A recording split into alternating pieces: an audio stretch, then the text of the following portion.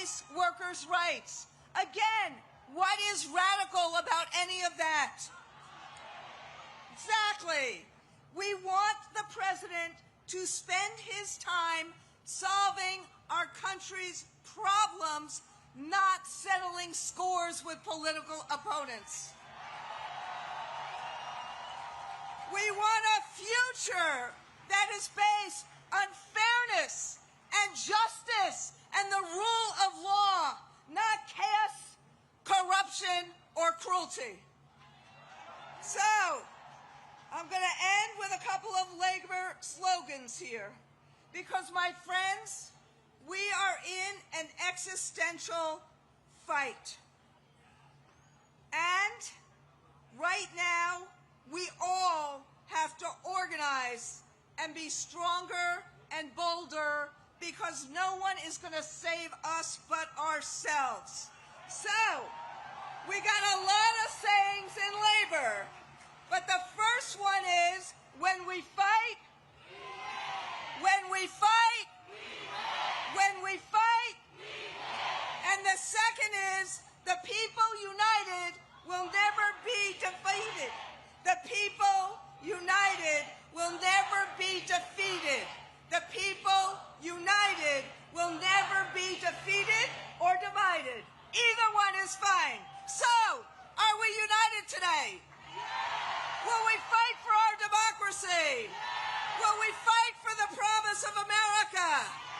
This is about loving America, right? So we're sending a clear message to the president. Rather than smearing those calling out problems, solve those problems. So today, no kings, tomorrow, freedom. Today, no kings, tomorrow, freedom.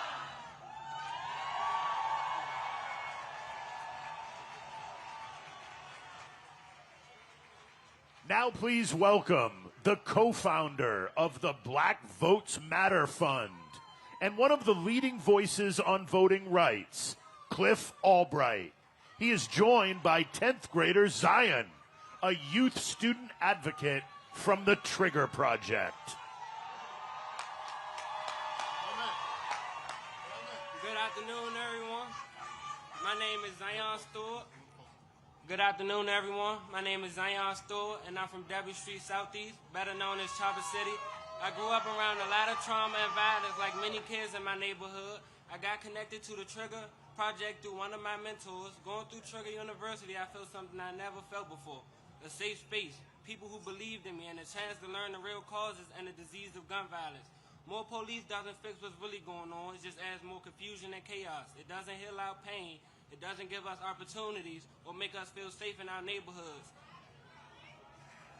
Saying fuck Trump. Saying fuck Trump or fuck ICE would be what he expects from me, but that's not what we need. What we need is prevention, support, and spaces where black youth can thrive. If every home had the support it needed, if every community member was emotionally aware and mentally healthy, if schools didn't push us towards the prison pipeline, and if the city invested in me before the first time I was profiled, we wouldn't be here.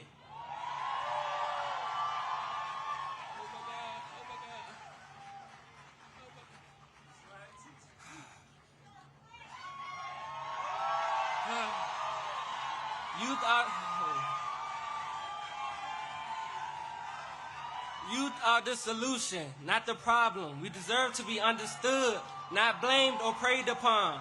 Free DC, we are prevention. Thank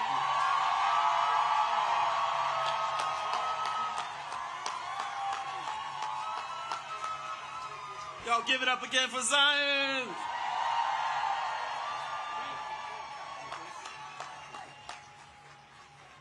Last time I was here, was speaking at a rally like this, was 2021 for the Freedom Rise, when Black Voters Matter and dozens of other organizations organized for voting rights legislation, like the John Lewis Voting Rights Advancement Act and the For the People Act. I got you, sis, and HR 51 DC statehood. When I say DC, you say statehood. DC. DC. We organized for those voting rights because we knew that we'd be in a moment like this. A moment where we have a wannabe dictator and a do-nothing Congress trying to take away our voting rights, trying to cancel elections and purge voters from the rolls. We knew it was coming. Just this week, the Supreme Court heard a case that could put the final death blow to the Voting Rights Act. It could eliminate black representation for black communities, and it can create at least 19 seats that are currently protected by the Voting Rights Act would be eliminated by many of these red states. And this is happening at a time when we are seeing mid-decade redistricting in places like Texas and Missouri because we have somebody who wants to be a king. We have somebody who, just like he said to Georgia, go find me 11,700 votes, he's trying to tell these states, go find me 10 extra congressional seats, or 15 seats, or 20 seats. And this could create a permanent one-party rule at the expense of black voters and black communities. But like so many other issues that are rooted in anti-blackness, that sickness won't just stay within the black community, it affects this entire country.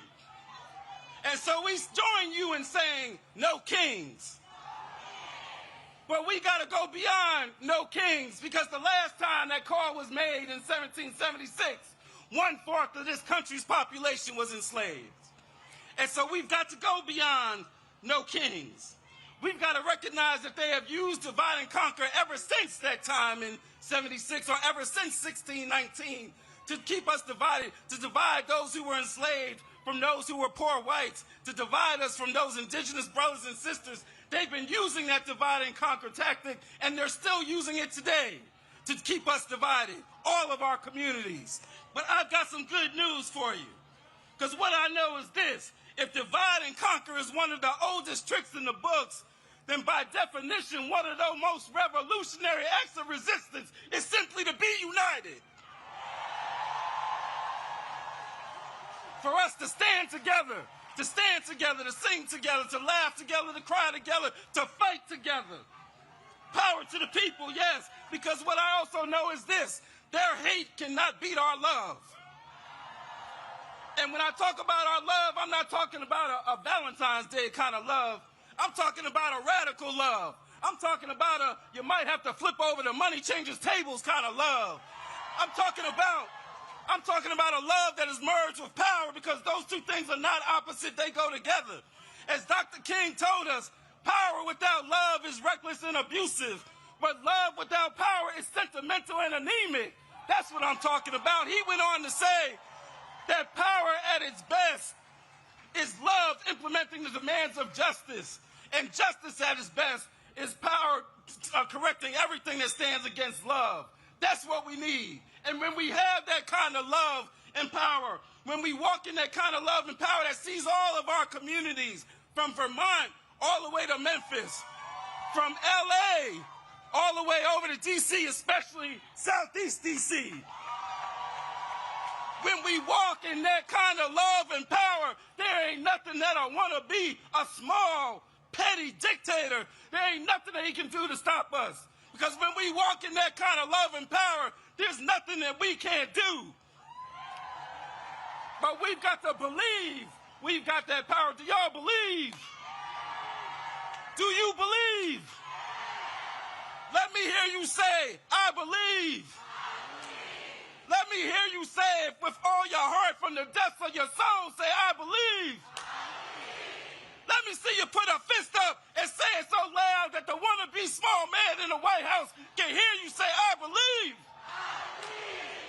And when we believe, then we will truly build the society that we want. And that society will have no kings. Thank y'all.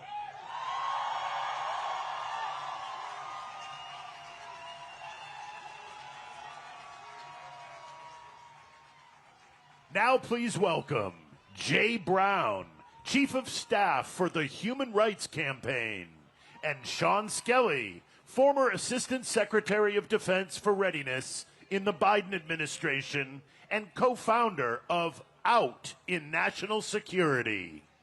Hello, DC! My name is Jay Brown, and I'm with the Human Rights Campaign, the nation's largest LGBTQ civil rights organization in the country. And I'm here today as a proud transgender American. I'm here to say this is my country, too. You know, like so many of you, I came here today with my family and friends. My twin sister is somewhere out there in that crowd of people. And growing up, she fit the mold of what people expected. You could say I broke the mold, but our parents loved us just the same. You know, we didn't know anybody transgender. We didn't even know the word. But they gave us the love and the support that we needed to thrive, and now I'm a dad with an amazing family of my own. And I gotta tell you, that's what freedom looks like. The freedom to live and to be and to raise our families as we see fit. But this president, he has a darker vision for America. One where our families are told how to parent their children, where our doctors are forced to forego their oaths to do no harm, where the government is ripping families apart and hurting our people. They're cutting billions of dollars from HIV prevention and treatment. They're banning our books. They're firing teachers who use a student's nickname. And they're firing gay workers who put a pride flag on their desk. But we're all here because we believe in a better America. We believe in a country where kids can get a quality education free from bullying, where love is love, where freedom is afforded to all and not reserved for the wealthy few. That is America at its greatest. That is our America. And on behalf of HRC's 3.6 million members and supporters, I'm here to say that America does not and will not ever have a king. The truth is, no one rally's going to save us. No court ruling, no single election will save us. We have to save ourselves. We have to build workplaces that are safe, classrooms that are welcoming, communities where we see each other not as our enemies, but as our neighbors. And we must always resist the temptation to believe only in the worst of this country. That's what he wants. He wants us to be defeated. Are we going to be defeated? No. He wants us to be silent. Are we going to be silenced? No. He wants us to be scared. Are we scared? No. You know, we have the power to build a better tomorrow. LGBTQ plus people, we live in every zip code and are from every background. We were born here and we immigrated here. We come from red families and from blue families. And we are here to say that this is our America too. No one knows that better. No one knows that better than my friend and a tireless public servant who's on stage with me today. A true patriot who knows the cost of freedom. I'm proud to pass the mic to former Assistant Secretary of Defense for Readiness and our HRC board member, Sean Skelly.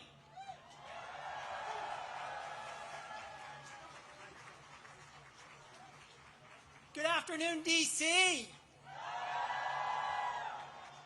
As Jay said, I'm Sean Skelly, a retired Navy officer, a former Assistant Secretary of Defense, and I serve on the board of the Human Rights Campaign. I'm an out, proud trans woman who loves our country, who's put my life on the line for our country and our rights. And I will fight for it now using all the rights that the Constitution gives us, and I swore an oath to defend. I was proud to recently serve alongside thousands of transgender service members who have served with honor, skill, and courage. They have protected us while their own Commander-in-Chief and Secretary of Defense have vilified them and denied their right to exist. Anyone who serves in uniform deserves so much better than what this tainted chain of command has to offer. This administration targets these brave Americans because of its wanton campaign to drive me and all of my transgender brothers and sisters out of our country, out of our society, out of the protection of our laws, and into some dark, dangerous corner that they are inventing.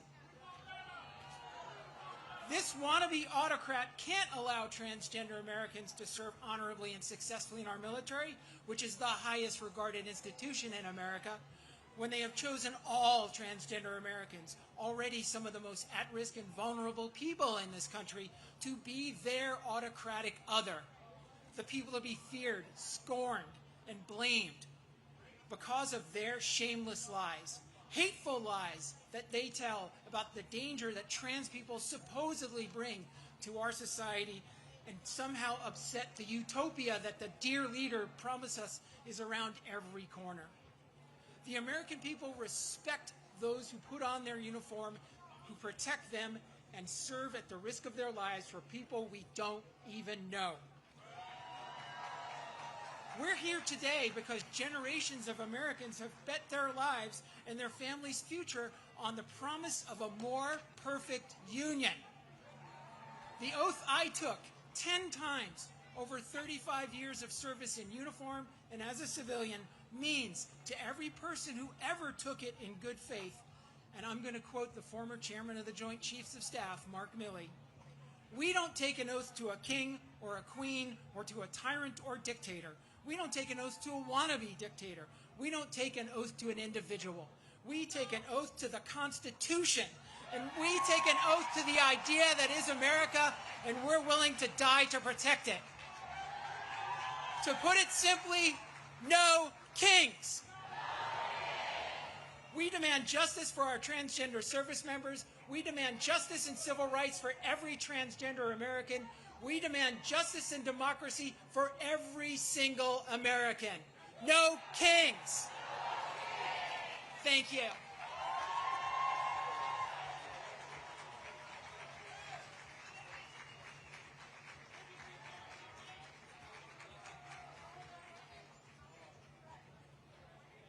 And now, please welcome to the stage, Nene Taylor, Executive Director of Harriet's Wildest Dream, and Kaya Chatterjee, Executive Director of Free DC.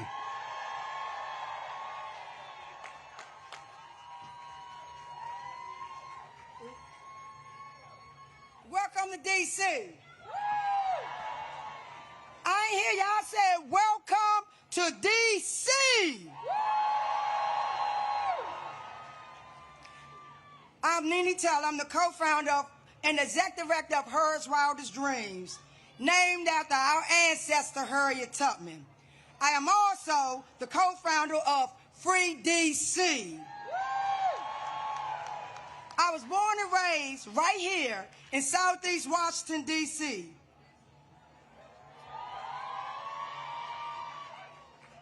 As many of you know, we are in a state of grief for the loss of our freedom fighter, Assata Shakur. We honor her life, her courage, and her teaching.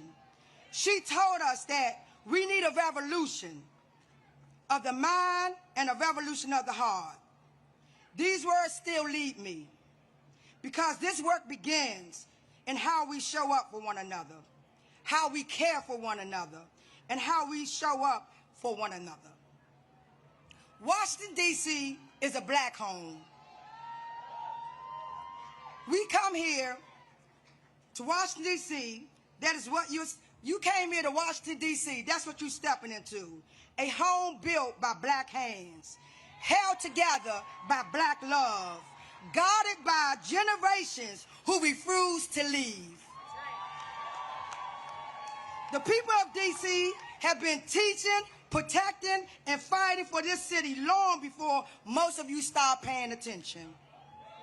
We have been living and breathing the consequences of racist policies, displacement, and over-policing since post-Civil War. We have been demanding and calling for D.C. to become a state. We need D.C. statehood now. D.C. statehood now. D.C. statehood now. On Monday, our freedom watchers were up at the D.C. courts until the cell block closed 2 o'clock in the morning. They were watching hearing after hearing after hearing of our neighbors being kidnapped over the weekend. We also have 300,000 black women who have been fired in the last few months. Most of those are federal workers right here in the district. And we just listened to lawyers argue at the Supreme Court that fixing the system to make it fair for black people somehow harms white people. This is what we're up against. This is what we're up against. Black people's freedom is being threatened by a failing democracy and have been punched by white fragile supremacy. Here in D.C., we have been organizing, protecting, and building long before cameras arrived. If you want to help, listen to those who have been doing this work before Trump became in office, before all of this came to play. Listen to the ones that's been on the ground ever since 400 years ago. I see all of you right here, and y'all see me. All of the applauses, and yet, when you all call to meet, when I call you to meet impacted black people, where will you be? Ask yourself, where will you be? Will our movements need funding? Where will you be? When you are invited to teach, to share your skills, to support, strategize, and to defend black people in public, where will you be? Solidarity is measured by what you do when you are called forward. Community is responsibility, structure, and work. It's both a noun and a verb. It's the people, and it's the people in motion. It is how we build safety for each other. It's how we keep us safe. Who keep us safe? We keep us safe. Who keep us safe? We keep us safe. Black people have been carrying the moral weight of this world for generations. We have stood in the gap for every fight against oppression, from Palestine to right here in D.C., because we believe everyone deserves to be free. We are not free until all of us are free. And I'm going to leave you. Assata Shakur taught me once again, weapons of mass instruction and weapons of mass love. She said it's not enough to change the system. We must change ourselves. That kind of change requires that we hold the line for one another. Protest black people in public and in private. I see you. I see your faces, just like you see mine. Will you tomorrow? Will I see you tomorrow? Will I see you next month? When more of our rights are being stripped and more of our black bodies are put in cages. Don't watch from the shadows. I charge you. I charge you to be on the front lines. I charge you to fight. And we will not end because the day won't end with this stage when the stage come down and the cameras leave and you return home. The fight for our collective liberation is not contained to this presidio of the media attention today. So again, ask yourself, where will you be? My charge is you don't comply.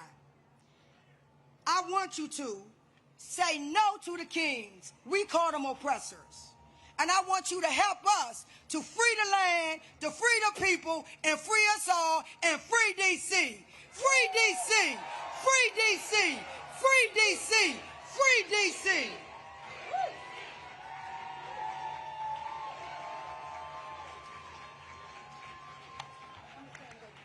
All right, my name is Kaya Chatterjee. Thank you so much, Nini. I am with Nini, one of the co-founders of Free DC and the executive director of Free DC. And we are the movement to protect DC home rule and win lasting dignity for the